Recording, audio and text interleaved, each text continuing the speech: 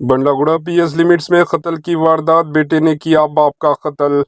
شہر حیدرآباد کے علاقے بنڈلاگڑا پی ایس لمٹس میں ایک قتل کی واردات پیش آئی۔ مقتول کی شناخت ڈاکٹر مصی الدین کے طور پر کی گئی، جو پیشے سے ویٹرنری ڈاکٹر بتلائے گئے۔ پولیس کے مطابق ڈاکٹر مصی الدین کے ہاتھ اور پیر باندھ کر بے دردی سے گلا کاٹ دیا گیا۔